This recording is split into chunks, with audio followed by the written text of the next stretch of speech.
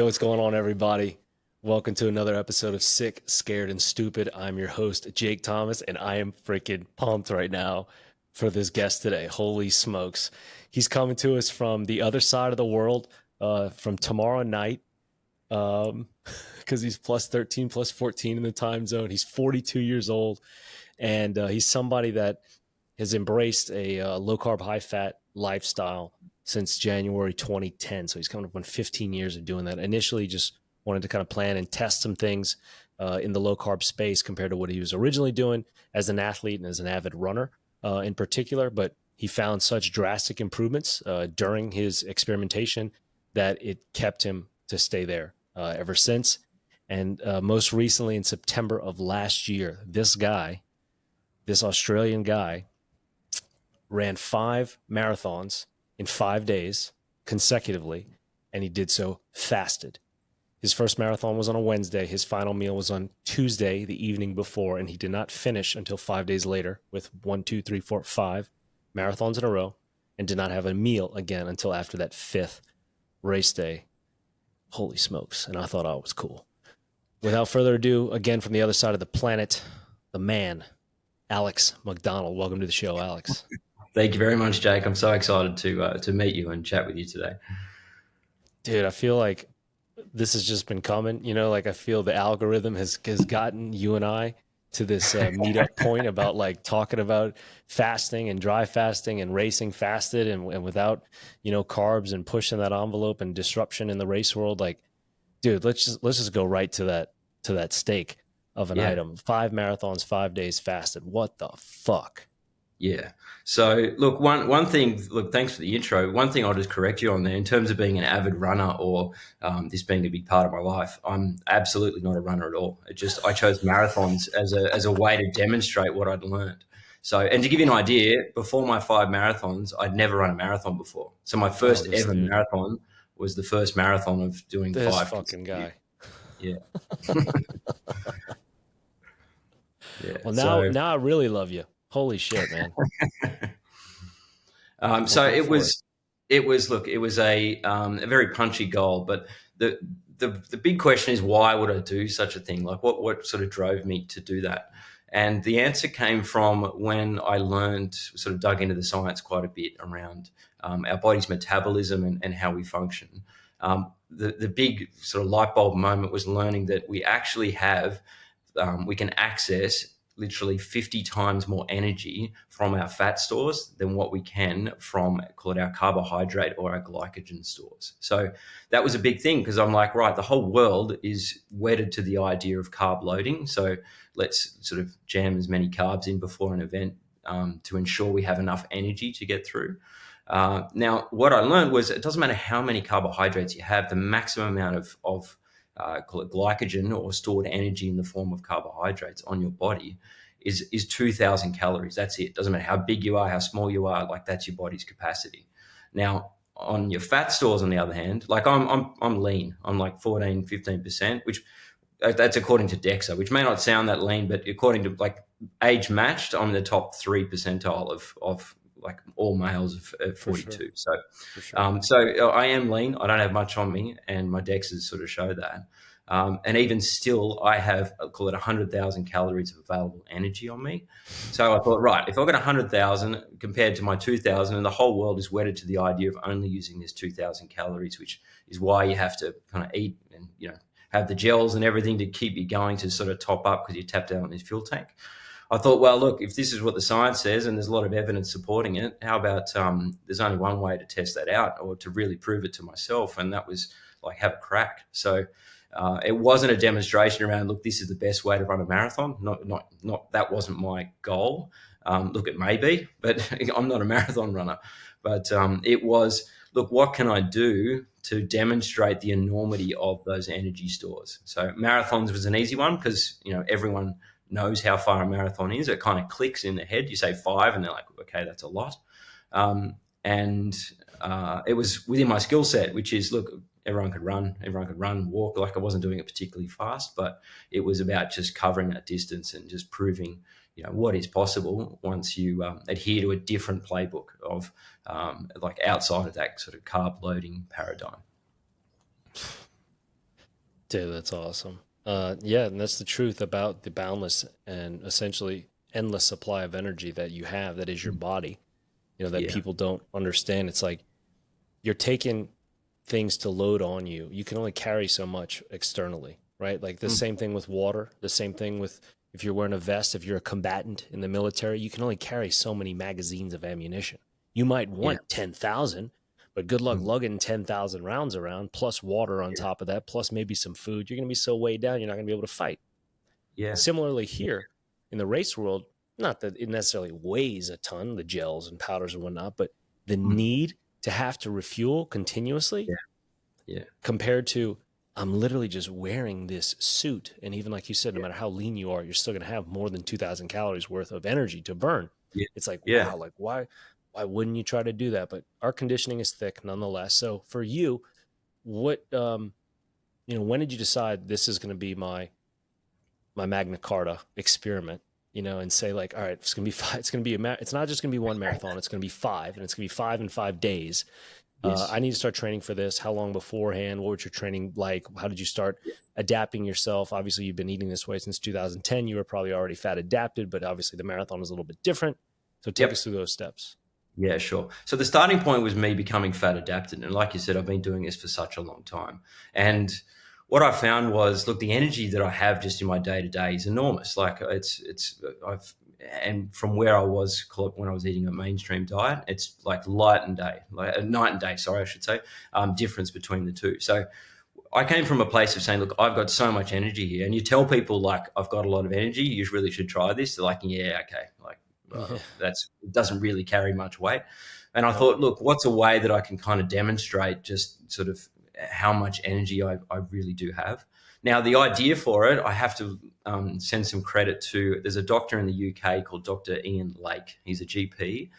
He's a type 1 diabetic. And in 2020, he did, well, assembled a group of sort of 7 others. There were 8 of them that did. It was 100 miles in 5 days, completely fasted. So Love it. some of them, there was one guy that was like an ex-Olympian. There at the other end of the spectrum, there was kind of like some mid-50-year-old mums and 2 of the participants, including Ian, were a type 1 diabetic. So he did this. He wrote a medical paper on it, and it was like, we're going to demonstrate, particularly as a type 1 diabetic, around Sure. managing blood sugars and the rest. What can we do? So I read that. I saw his story. I was like, man, that is just so awesome. Like I just love that. Yeah. And he's done it. He's done 100 miles, which is 4 marathons in the 5 days. And Fantastic. I thought, you know what? This is what a perfect way to demonstrate it. So the next thing I did, I hit him up. I said, out of the blue, I just hit him up and said, Ian, like, I love what you did. Can you talk me through? Can you advise me on this is what I'm wanting to do? Is it possible? How was your experience? And really lent into him around the way to go about it, what to prepare. And then also, I did lean into some of the doctors here in Australia that are sort of at the cutting edge of, call it in the low carb space. So my head doctor was Dr. Paul Mason. So Nice. some of your listeners may know Dr. Paul. Yeah. Yeah. He's a beast, like mentally, like intellectually in this space, absolute machine. So having him in my corner as well was great around giving me the confidence that, look, am I doing this the right way? And look, is it possible? And not once was there even a conversation around, oh, do you reckon this is, doable or not? It was like, Yeah. man, you're going to crush this. This is super easy. Let's just make it as easy as possible for you. And so that was really great. Just having kind of my rock star team. I had a bunch of others as well that were helping me to make sure that, yeah, like I said, I was doing it the right way. So that was the inspiration, and being able to do it. It was like, well, once you've done it, it's really I find it's a really powerful example of like cutting through the arguments around, is it possible, is it not, like, are these energy reserves real? It's like, Yeah. well, if I did 1 marathon fasted, you kind of go, yeah, but you're an extreme athlete, or you've just Yeah. sucked it up, or you pushed harder than most, so that's it. You do Yeah. 2 or 3 and you do, but 5 is kind of getting to that point where it's like, I can't argue with this anymore. And the reason I did it fasted was purely to demonstrate, well, to remove any possibility that I was getting energy anywhere else but from my body. Like, there was no exogenous source of energy whatsoever. So it must be coming from my body.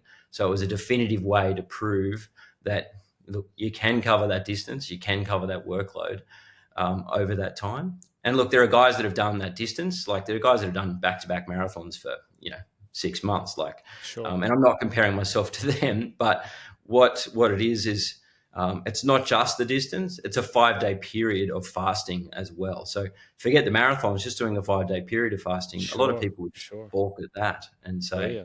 "Well, look, I mean, I couldn't even just do that without if I'm sitting on the couch all day." So combining those two was just a really, I think, neat way of sort of jamming that home of like, this is a real thing. Like we need to capture people's attention, and maybe we should look into this and look beyond, call it the standard carb loading sort of approach. Oh God, dude. That's just awesome. That's freaking awesome. Yeah, I'm the guy that's done the one marathon, fasted, and been like, but 5 in a row, Christ. And like you said, so much about this lifestyle, whether it's low carb, ketogenic, carnivore, Mm. in particular with athletic performance, like you said, you can only tell people so many times how you feel. You Yeah, can only brag about it, even when they ask you, like, Alex, how'd you do it? Like, well, this is how I've been eating since 2010. Yeah, whatever. yeah, What's the secret, Alex? I eat steak and eggs and, a little bit of this and that, beef mince, but, oh, yeah, whatever. yeah, You can shrug it off. I've got my yeah, political objections, my cultural objections, my religious objections, yeah, societal, familial, all these reasons why I don't need to do it and why I'm right. And even if you've got a good point, you're still wrong in my eyes. yeah, But when you put up numbers, well, now we're talking about merit. And I yeah, love merit yeah, because merit is irrefutable. yeah, You have to look at that scoreboard, and no matter how twisted your point of view might be, no matter how loyal your reasoning is to all those things I just listed, you look at a fucking scoreboard and it's like, mm, this guy ran these 5 races on these days at these locations. Here's the numbers. He didn't eat anything. The tape doesn't lie, yeah. right? And I dare I say, I'm sure you still had some haters and some Yeah. naysayers Oh, after look, the and still do. fact. People are so wedded to their views around this, but that's the beauty of, and why I try to be very open about it. So all my data, everything, so Strava and the rest, like people Yeah, will say, look, you didn't run very fast. I'm like, yeah, that wasn't the point, and I've never run it before. So, but that's not it. I'm just saying all my data is out there, and it's like data is real. So yeah, when people say, I look forward to I've had some of these conversations where it's like, no, it's not possible. And going into it, everyone said, man, you're not going to be able to do this. But for anyone to say, look, it's not possible what you're doing, look, it's all a hoax, it's all quackery, to then say, well, hang on, I did it, then all of a sudden, what do? Like you got nowhere to go from there except that it is possible. And what I hope is trying to inspire people to go, you know what, let's look into this a little bit more. And I don't care if you're the world's best scientist or you're the mum and dad sort of that's not really interested in either fitness or just your everyday person. Um, Punching out numbers like that and achieving what I did, I'm hoping cuts through all of that and goes, you know what? Like forget the marathons. Like if I'm able to tap into that amount of energy, how could I use that in my day? Like people are like, man, I have to have my breakfast and then I'm looking at the clock and I have to go, geez, it's only 11 and I have to another hour till lunch. Like how am I going to survive? yeah, It's like, man, if you just switch your thinking around this, get fat adapted, you'll get to the end of the day and go, "Ooh, I can't remember if I ate lunch yet or not," because there's been no signal to tell me that like I'm hungry, like my body's not craving any energy because it's got more than enough that it needs. So I'm just hoping that we can sort of move our way forward to open our thinking a little bit and. It feels like a superpower. So I want to share that with everyone. Like, please tap into it, guys. Like it's a real thing. it's amazing. It's funny, like you say, superpower. There's nothing super about, in my opinion. Like there's nothing super about it. This is Yeah, status quo of a human correct. being. Yes. This is Yeah. normal. Yeah. Everything else out there is deficit. Yep. Everything else out there is with drag. Everybody else is wearing a parachute behind their backs. Everybody else has a weight vest on, proverbially, Yeah. or some of them Yep. literally, if they're obese and overweight and just Yeah. set back, Yes. shadows of their former selves or their potential. And it's like what you're doing. It's like that's a freaking human being, yo. That Yeah. is what a human being at status quo can do, at Yeah. equilibrium, at optimal homeostasis.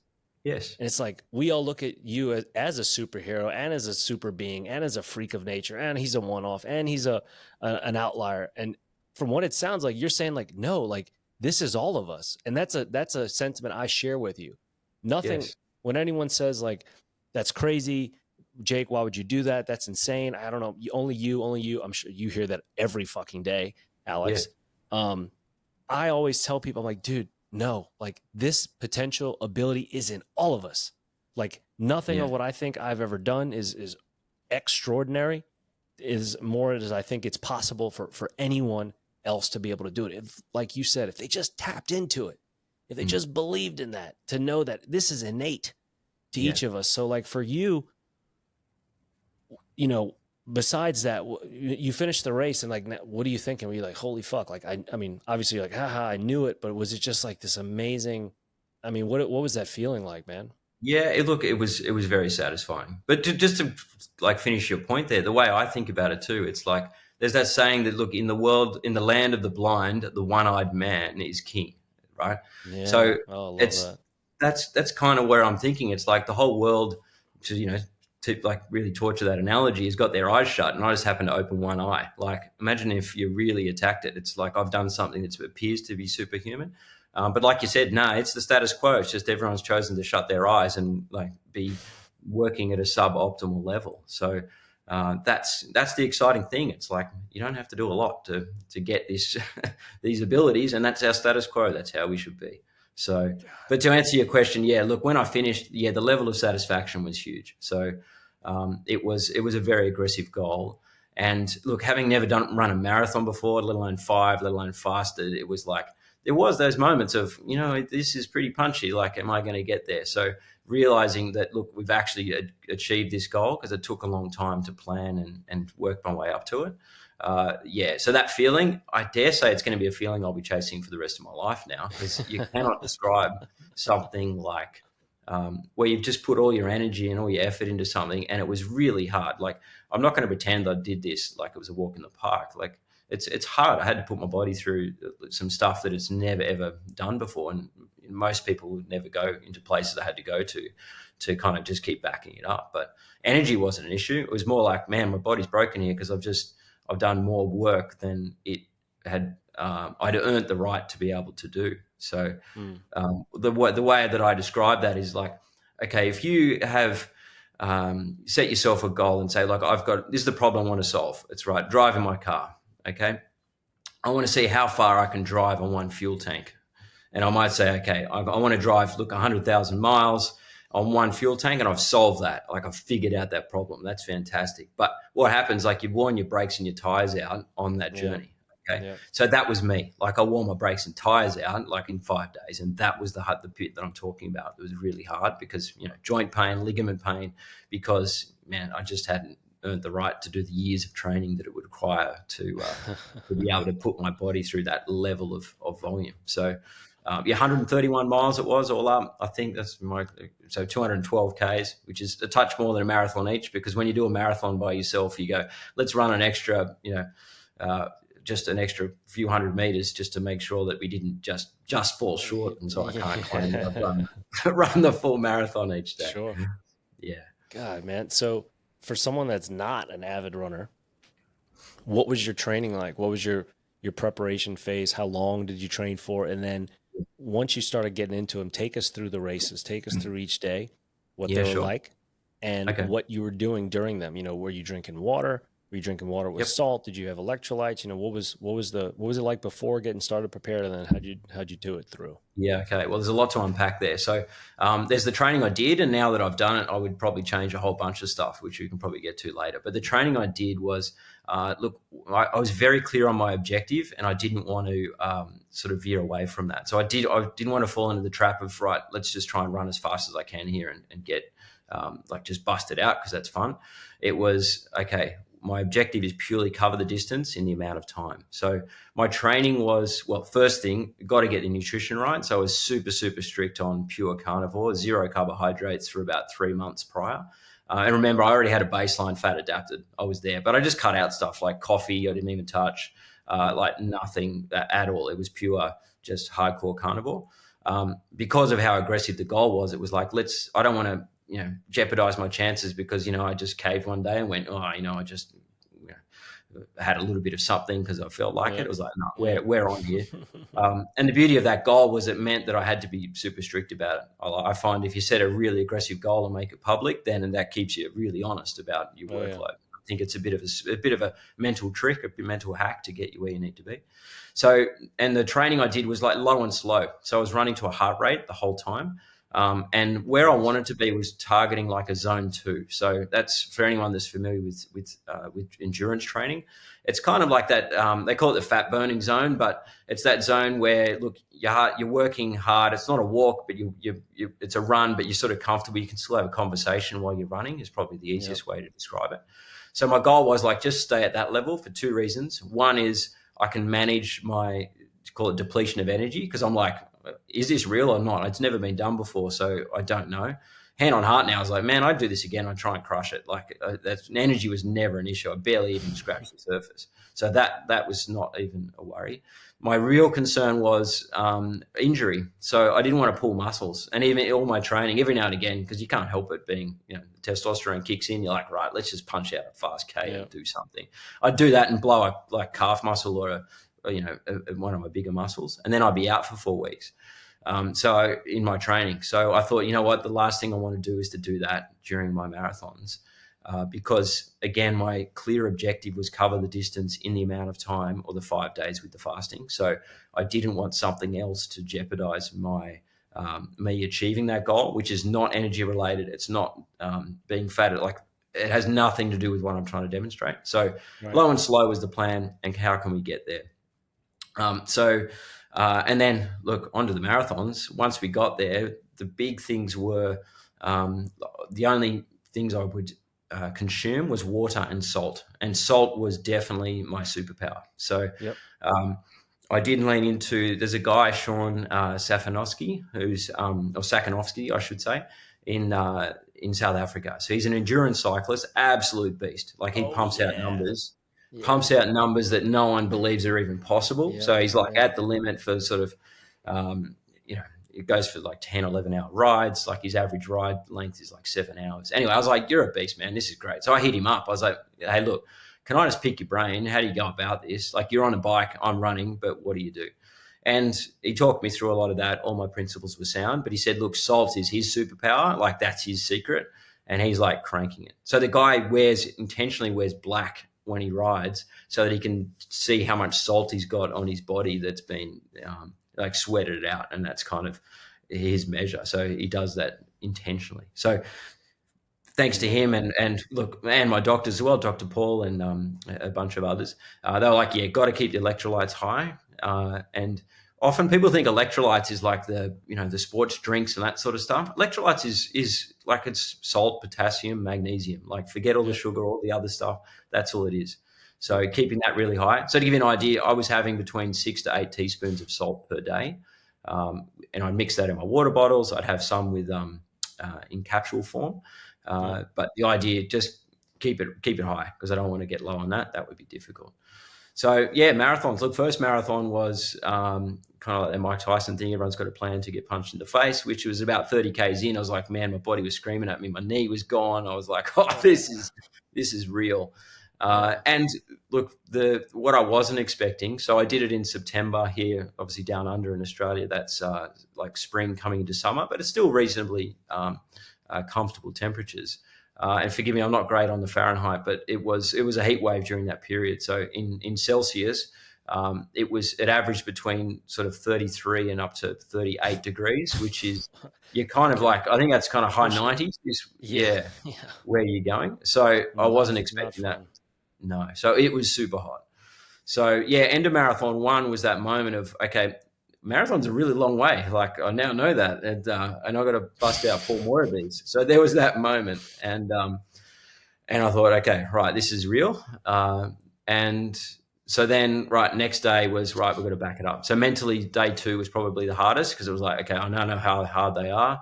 I've got 4 of these bad boys still to go, and we just got to get it done. So the strategy then was like, okay, given how much pain I was in with my knee and hip at the time, it was like, okay, let's just one foot in front of the other.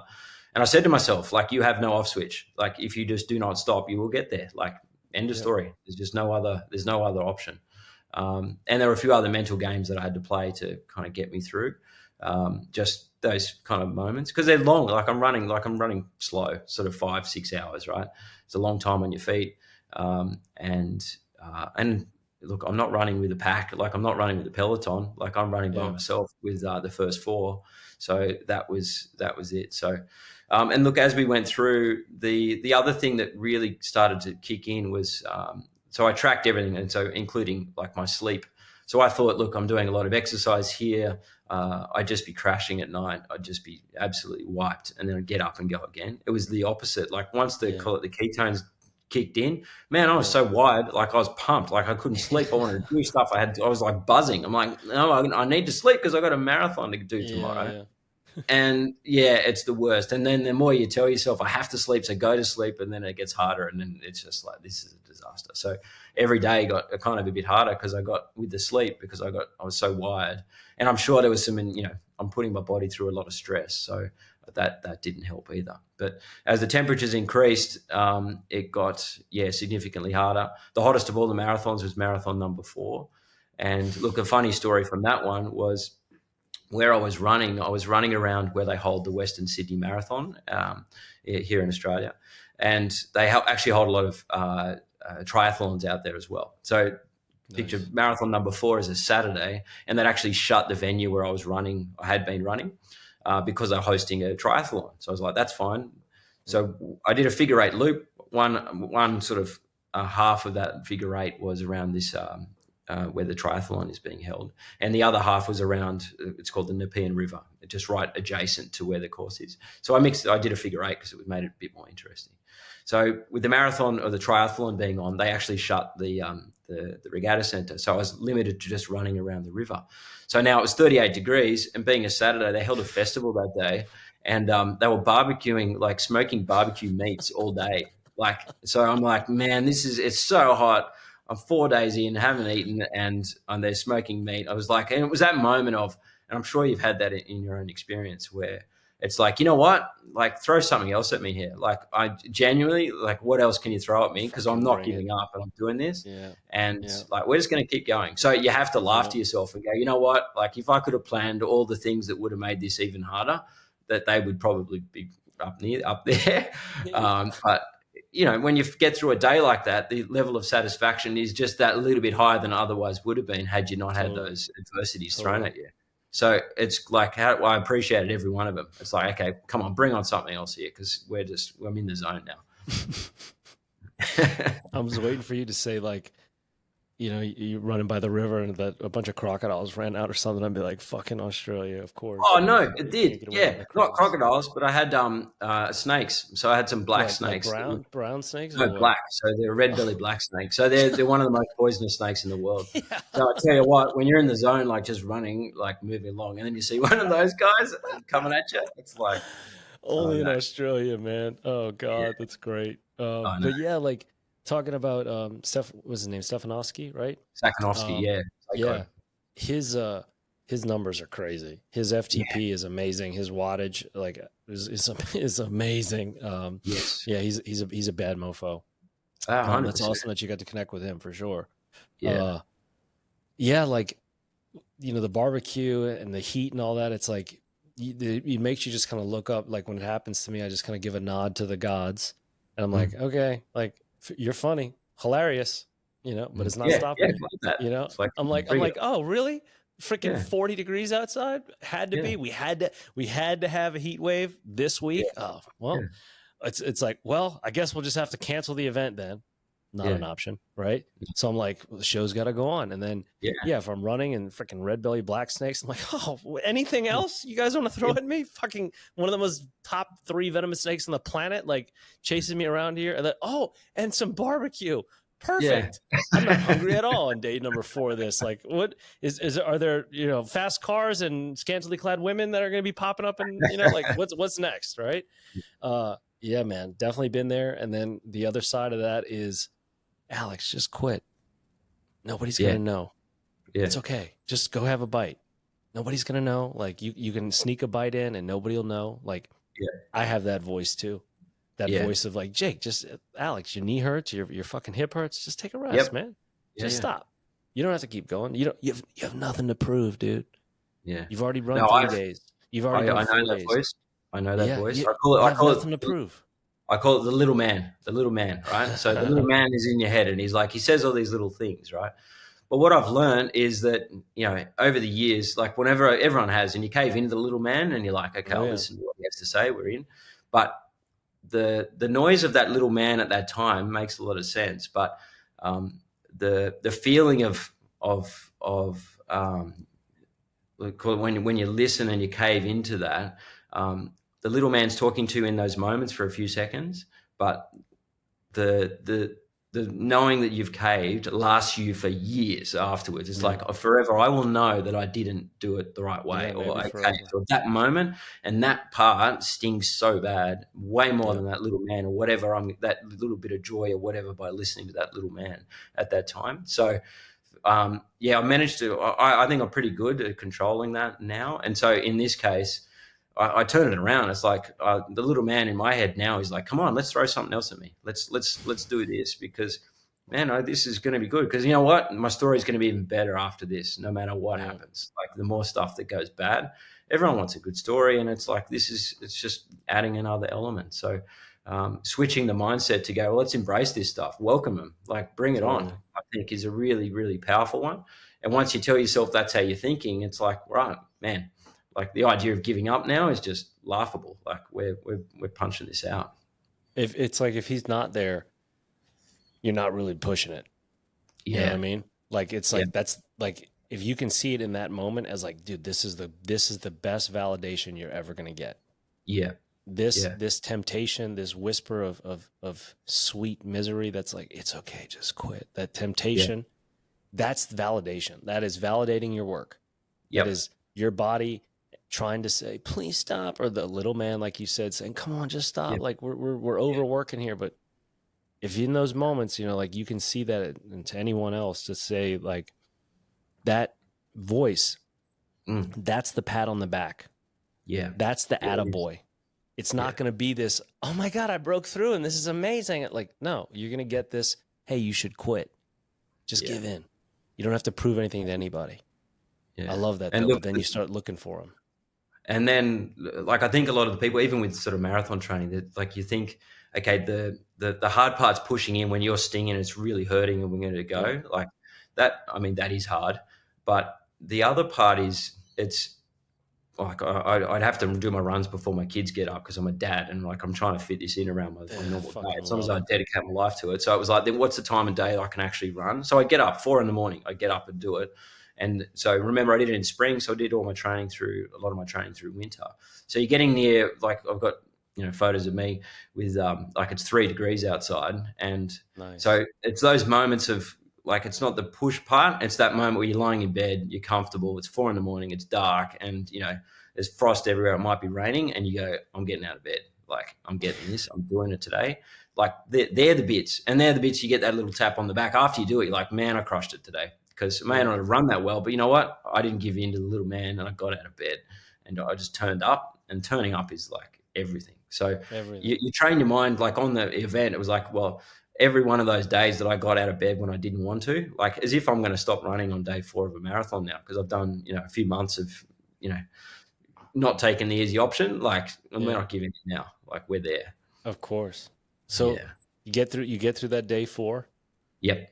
we're going to bed trying to, right? Like you talked about, the ketones are firing, the cortisol's through the fucking roof, right? Like you're Yeah. wired. Take us through that final night before day 5, and then Yeah. through Sure. the race. And then what was it like to finish? Was there people there? Did you have media? Was there media? Like was the secret out, kind of, that people know what was going on? A couple of things. So let's start with the night before. So one of the sins I did make during the week was I took an anti-inflammatory, which because of the joint pain, and like in my head it was like, right, just dull the pain there and I'll just keep going. Yeah. Now, what I learnt was that one of the side effects of taking anti-inflammatories, it can make you retain water in your body. So the night before my final marathon, I actually weighed as much as what I did before I started all 5 marathons. And I'm like, this isn't right. Like, this is not Yeah. good. And I was puffy and I was like, man, this is not right. Don't know what's going on. So I call up Dr. Paul Mason. I'm like, mate, what's going on here? This is not right. He's like, whoa, this is bad. he says, what you need to do is, so I'm wearing like the compression pants. He's like, right, tonight we need to drain that fluid out of your legs. So I spent the night, call it sleeping, which was lying on my back with my feet in the air, like just like this, and just draining them out. So it was kind of, I felt like Chuck Norris sort of waiting for dawn. There was no sleep going on. It was just like, let's just drain this out. And I lost 2 kilos overnight just from all that fluid. So not the best preparation for, preparing to run any marathon, let alone having done 4 and then, busting out the 5th. But look, we got to the next morning, and by then my legs were pretty busted. I'm pretty much sprained ankles by then. And it was probably one of my favorite moments was getting to that start line and go, you know what? Like, I've earned so much to earn the right to be at this start line. Like, everyone else here is fresh. They're all ready to go. I've done, it's 170 Ks, which is about 110 miles to be standing next to everyone else here. And now we're going to go toe to toe. Not that I ever thought I'm ever going to beat anybody, but it's that moment. Like, you got to tell yourself these things and go, okay, like, I've done some serious work to get here. But also the excitement of knowing that the finish line on that day is the official finish line. Like, we're done. Like, we're there. Like, every day you finish a marathon, you're like, oh, hang on, but I've got to roll it out again. So there was some excitement around that. So, but the event is massive. There's like 30,000 people running the marathon. It's huge. So like the buzz and the atmosphere, and mentally it was like, right, get to that start line and all of this excitement's going to get me home. So It was intentional that I did my 5th as the official marathon rather than the 1st, because I didn't want like that, call it Friday night fever of a boys' weekend, where it's like, right, I went a bit hard early and then we're gassed. It was like, right, I want to finish strong. So that was great, because as you're running along, people around, I wear a shirt that kind of spelled out what I was doing, 5 marathons, 5 days fasted. So people were running next to me like, man, that's really cool. Like, when did you do that? I'm like, I'm doing it. They're like, seriously? And but that was so much fun. So you'd have a chat and people would kind of rally around you. So I loved it. I really enjoyed that run. And then finishing, I finished. I didn't know, but I had sort of friends and family meeting me at the end. And I've got some awesome footage on my website of it was the announcer of the official Sydney Marathon as I've come around the straight, announcing, me crossing the finish line and what I did. And literally within 10 seconds of running across the finish line, he's thrown a microphone in my hand. He's like, yeah, tell us all about it. I was like, yeah, okay. So, but it's also a useful example of, look, I wasn't limping over the line. Like, I wasn't busted. I wasn't off with the fairies or whatever. So I chatted for a couple of minutes with him, and all of that, again, everyone can watch to gauge like my mental space around then and, where we were. So I do want to strike out that look, okay, you're a freak athlete for whatever reason, so I don't want to try because I'm not a freak athlete, so I don't want to become fat adapted, that sort of thing. It's like, no, I'm an ordinary guy. I've just punched it out.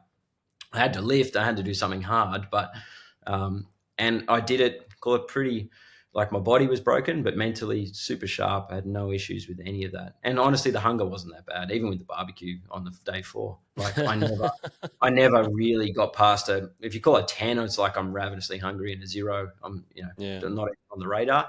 Most I got was about day 2, maybe day 3 was like a 3 out of 10. That was about it. And that would be every day I'd record it. And it's like, okay, if I ask you to say, don't think of an elephant, what are you going to think of? It's like, don't think of hunger. Am I hungry or not? Yeah. That's the only time it would hit my radar.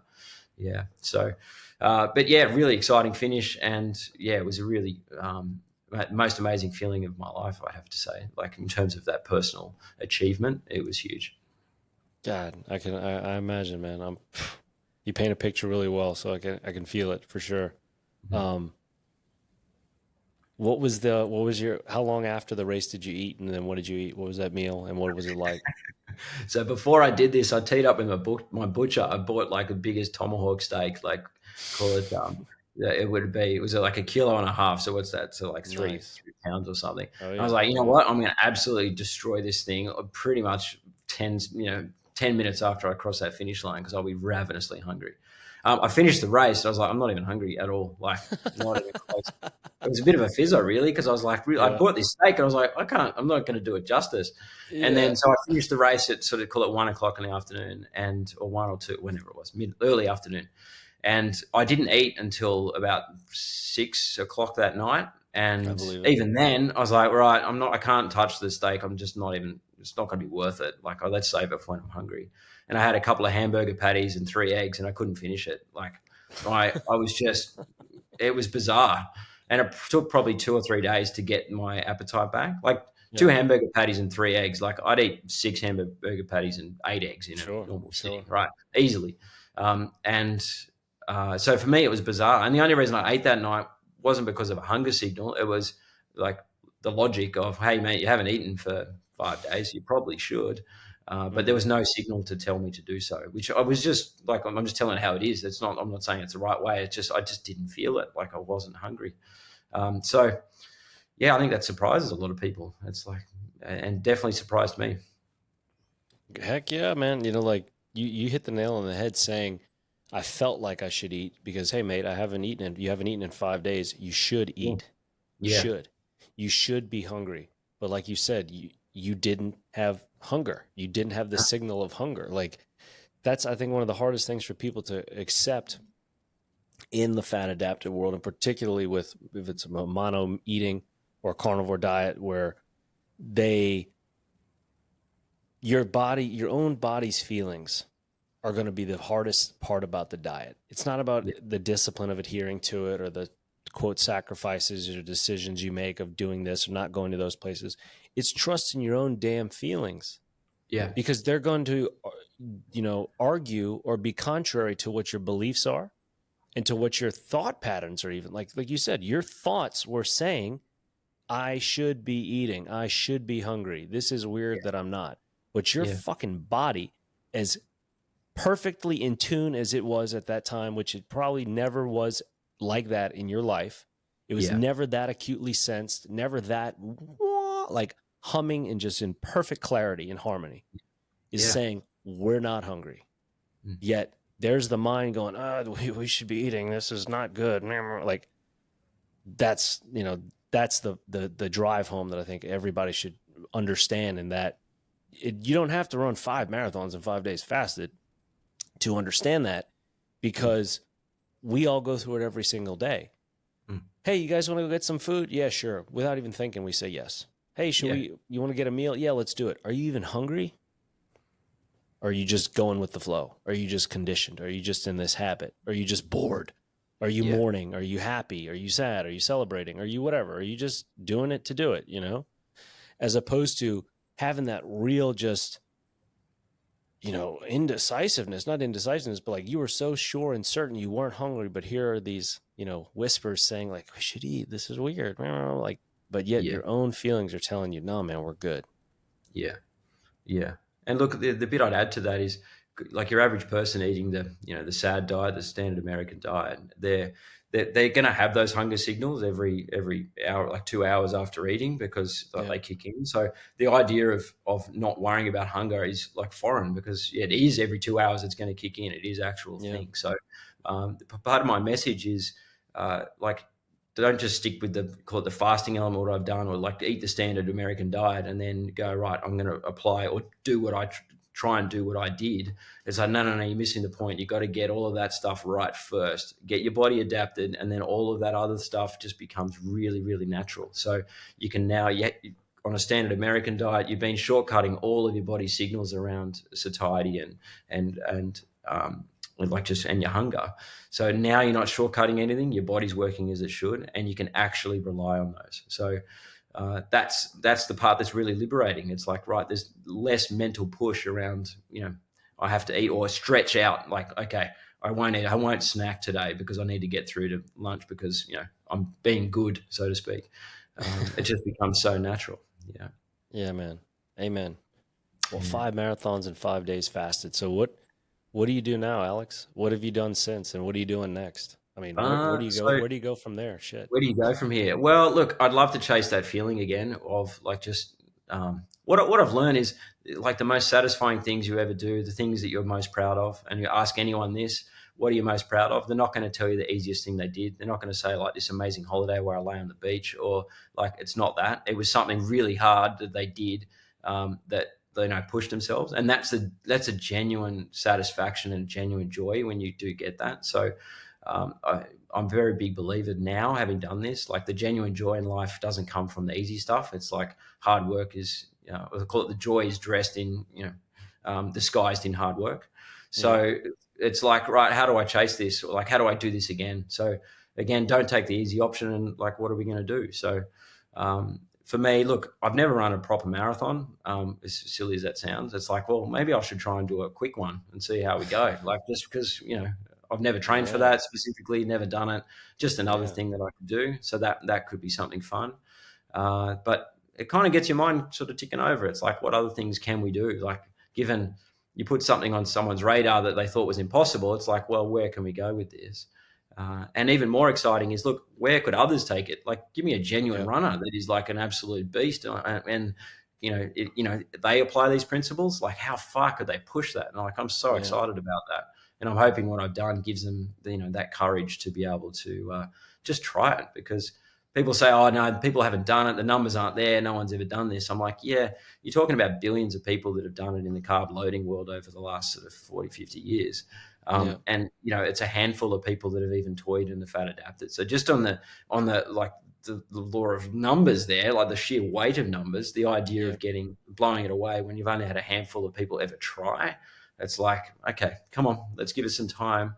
Totally. Someone's going to do some stuff, and look, one step at a time. This isn't possible. Okay, we're not going to do it. A fast marathon's not possible until someone does it, and then just keep working. So I'm hoping I'm that one step closer for someone else to then take that next next step to really go, okay, let's just keep pushing, because man, it's fascinating. Man, our bodies are amazing, so like let's use them. Like, and oh, I'd like to say just wear it out, like just use it. I'd hate to be lying, on my deathbed and go, you know what, I just didn't give it everything.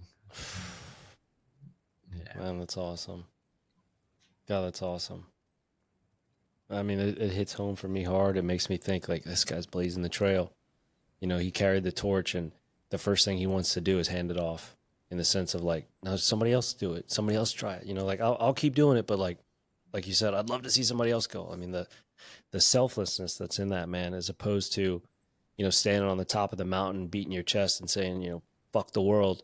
It's only me up here. You're just looking down. You're like, guys, come up here with me. Like join yeah, me up here. Like it's a beautiful place to be. That's yeah, yeah. awesome, man. So Yeah, where look, can we I'm happy find to you, go back Alex? go back into the shadows and be myself again in my world. But it's what I did is a way to get the message out there, and like to be able to meet people like yourself and the guys that I've met just through doing this has been really great, because it captures people's attention. And look, what have I got out of it? It's like meeting amazing people. Like, they're Yeah. inspiring me as much as anything. And look, I'm just trying to get more out of life by doing it. It's been the most satisfying thing I've ever done. And for so many reasons that are not like trying to get records or any of that sort of stuff. Like, they're kind of meaningless accolades to me. It's like, right, there's some cool stuff here that people aren't aware of. Open their eyes, and I'd love, for me, the most satisfaction is getting a message from someone that goes, you know what, I gave that a go and I crushed it. Like, it was the best. Like, Oh, I loved yeah. it. You solved my problems. Like, running Nice. marathons or whatever it was, I have gut issues because I was trying to jam all this food in or running on a full stomach all the time. It's like so Yeah. liberating. Like, I smashed it, did the best time or whatever. I don't care. And whether it's, I've got more energy to play with my kids or like that sort of Yes. stuff. I don't care what it is, how you apply it, whether it's in like an athletic endeavor or just in general life. To be able to give people that knowledge and the courage to go, well, you know what, let's just give it a go, and like, let's do this, and not give it a go for a day, like commit for a month and go, right, let's do the time to actually get there, to see what it's like on the other side of being fat adapted and moving away from being so reliant on carbohydrates. Because I'm telling you, it is well, as you know, Jake, like it's really just, it's like liberating. Like, it's like, how do you go back? You can't. Yeah, man. Amazing. I mean, Yeah. where do we find you, Alex? Where do we look you So up? Where can we read more? you can find me. I've got a website, ketomarathons.com. So I have everything on there, including, we didn't chat about it, but I do have a lot of data. So I tracked everything that I did, just purely to be able to say, look, this is what happens to your body, and answer a lot of those questions around, I don't want to just rely on your opinion. So please go there. I've got a write up on every marathon I did, including some, all my diet and, sorry, not diet, like diet going into it, but all my data. and some embarrassing photos of me that there's definitely no filters or anything on any of that stuff. I couldn't care less. But so ketomarathons.com. You can follow me on socials. I am still posting on socials, mainly on Insta. So handle is at keto marathons. And also on X, keto_marathons. Instagram's probably my favorite. And yeah, just trying to get sort of more messages out there and really providing so much information around how I did it and what I did that it becomes irrefutable that look, it's a real thing, and I didn't just wing it. Like there's a lot of work that's gone into it, and I've got some heavy hitters on my side too, like in terms of the medical space, in Hell some yeah. athletes as well, to provide that credibility that look, I'm not a guy looking for clicks, couldn't care less, but if I get more followers or whatever it is, it's not for followers' sake. It means that I've got my message out there more, and the more people that understand what I did, they want to have a chat and they want to talk about it. And look, it's getting it on people's radar, which is a healthy way because the world's sick, like they are, like Yeah. it's getting worse. So I'm hoping what I've done can buck the trend a little bit, push against that, and get people moving in the right direction. Yeah, well, you definitely are, man. I mean, that's how I found you. That's how we came to talk, and just seeing what, like you said, talked about other people reaching out to you in the lives that have already been impacted because of what you did. It speaks Mm. for itself. So for everybody else, we'll have all of Alex's social channels and his website there in the show notes. And for sure, man, thank you so much for being here with us today, Oh, it's been Alex, an and absolute talking, pleasure. Thank you. just sharing Thank a you. little Keep bit doing what about your you're doing. story. Yeah, for Yeah. sure. I mean, wheels are already turning in my head of like, maybe do 7 for 7 or something like that. Like to think like Yeah. he's talking about it, and it immediately gets the layers peeling in my mind to think like Yeah. it could be fun. But Perfect. For me, that's job yeah, done. That's like, okay, that's good. Plant the seed and everyone run with it. Let's see what we can do. Because I'd love to have yeah, like the catalog of all these amazing people doing amazing things because they took that moment of inspiration and went, you know what, we're going to do this. And I'm like, that's great. Like, let's just heck get the yeah, wheels in motion. heck yeah, man. Well, thank you again for being here today, Alex, and for staying up with us. I know it's late over there for you, and for everybody else. Thank you all for tuning into another episode of Sick, Scared, and Stupid. Hopefully, you got something today that'll keep you not being so afraid, so dumb, and you know, so ill. I'm Jake Thomas. Thanks again. We'll see you next time. Thank you. Oh, dude, you're amazing.